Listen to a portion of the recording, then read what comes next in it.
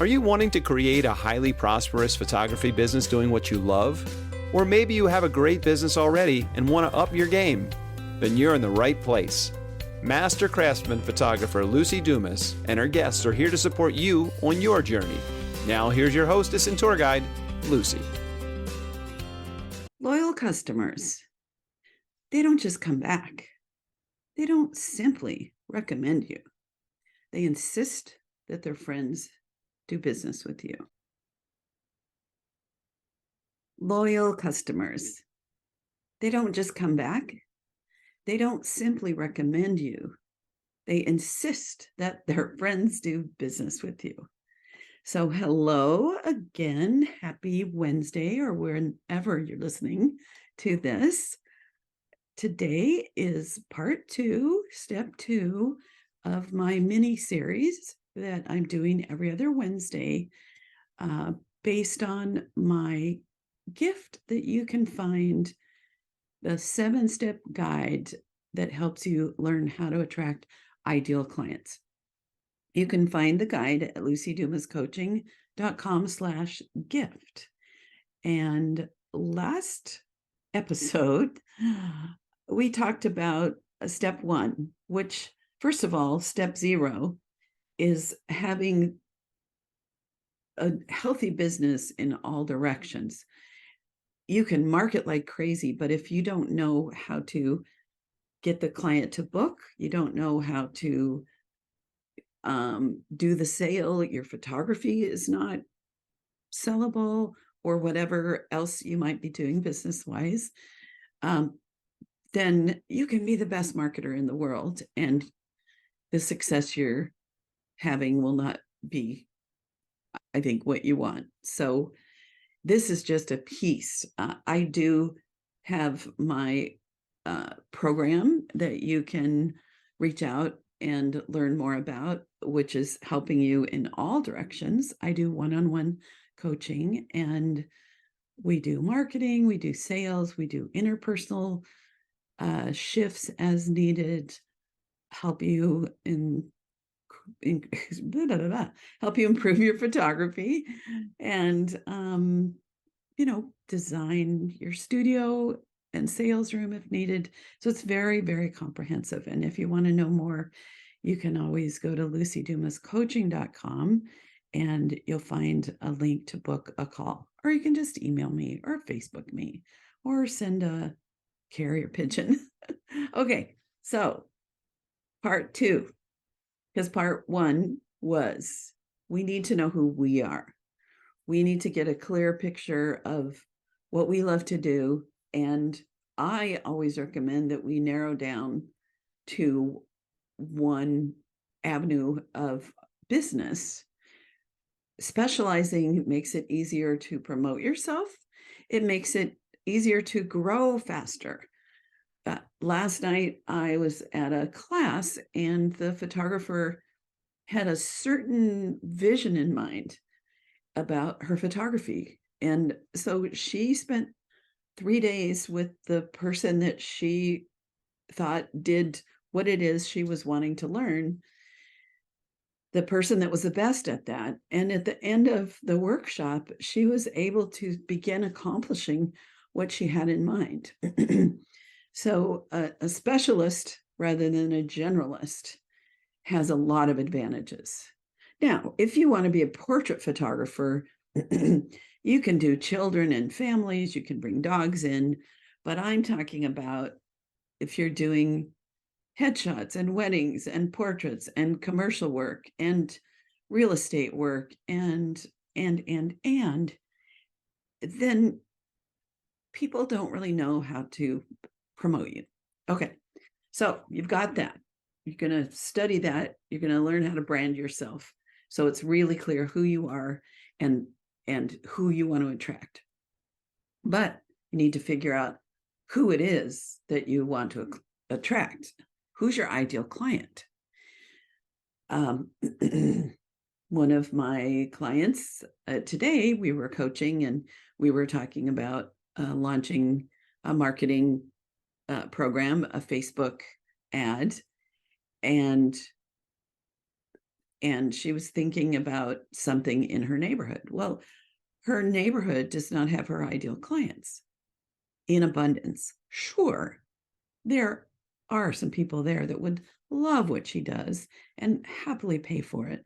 But when we're wanting to have an endless supply of great clients, we need to go where they aren't. And I brought up the example, my brother-in-law loves to catch big tuna. And he doesn't just go out in the ocean in Ventura where he lives or here in San Diego with a tiny little rod and try to catch 100-pound tuna. He takes a boat, not a big boat, but the right boat, and they go down to the tip of Baja California, Mexico, and he probably catches, I don't know, 15 large tuna down there because that's where they're hanging out. And he also has the proper equipment to catch them, which I would think maybe that's the sales part.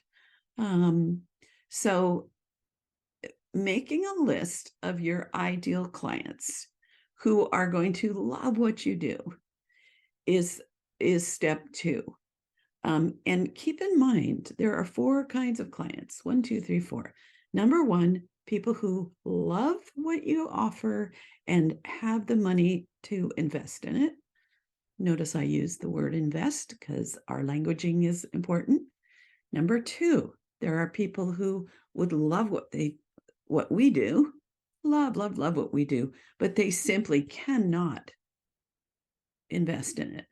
Then there are people who have the money, plenty of money, but they don't care at all for what we do. Like, you could be the absolutely best teacher of how to ride a motorcycle, or I don't know, what else don't I love?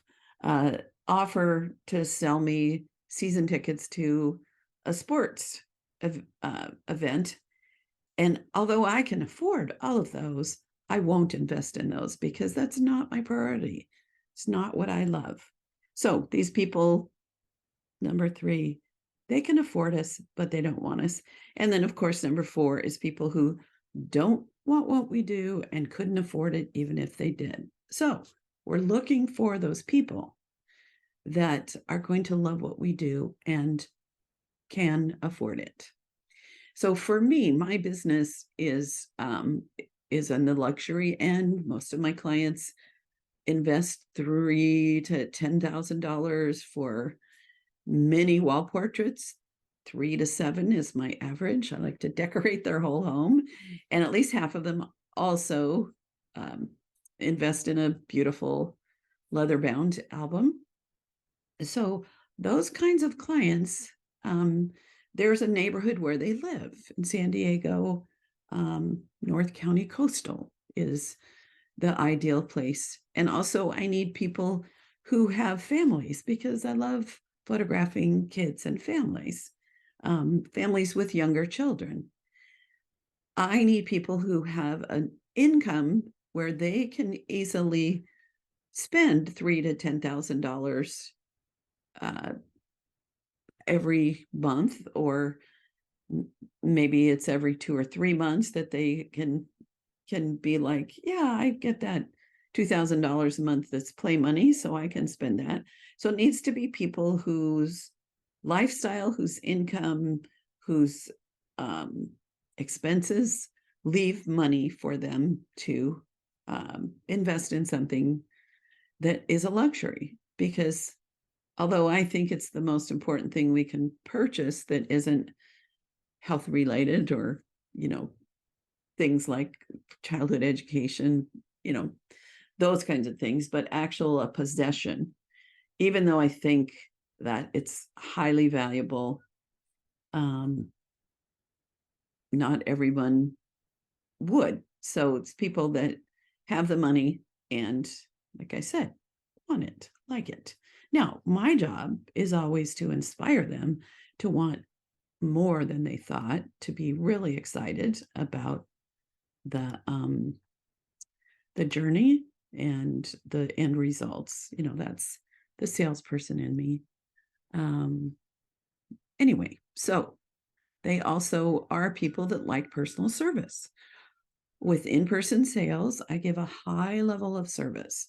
I make sure that they're people that are going to be fun to work with, that they like me, I like them. Um, People that, what am I saying? Okay, I'm having a little, okay, income, where they live. Service. So people that like to shop in boutique stores where the owner knows their name, maybe even calls them up and says, hey, we got some new things in you might love. Or that like to dine at restaurants that where there's a chef and it's not a chain. So it's not just about being expensive, but they'll regularly go places where you're paying a premium because you get a premium service. It's good also to look into what careers they have. Now, I have imagined that if I were doing, let's say, glamour/boudoir portraiture, I would look into where do women who wear uniforms work? Because, I mean, yeah, how do I get in touch with them? Because, number one, if they're in uniforms, they have a profession most of the time. I'm talking about nurses, doctors, fire people, um, you know, those kinds of uniforms, police women, because I imagine it's easy to forget our beauty as a woman when we're in scrubs all the time or we're in another uniform. So I would I would go that direction. What charities do they support? Where do they volunteer? What's the age range? So again, if I were doing women primarily, I would look for women in the 35 to 70 ish, but 35 to 60 that are still out in the workforce, um, that that are wanting to remember their beauty, wanting to be pampered, wanting somebody to help them um, document where they are at that time in their life, and celebrate that. What else? Age range. Yeah, I want them to be fun. My ideal clients, they travel. They go to Europe. They go on adventures. They do go camping. They also have season tickets to different things. Um, they might be the people that do want those season tickets to baseball games or theater or ballet or fill in the blank. So that is my quickie list.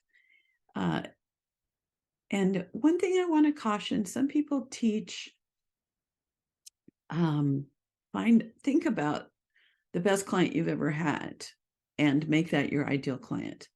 Well, the best client I've ever had in terms of most frequent and the most investment was the Mickelson family, Phil Mickelson, the golfer. And they were fantastic to work with and so much fun. And, just, really nice to see them on a regular basis and create photographic art for them.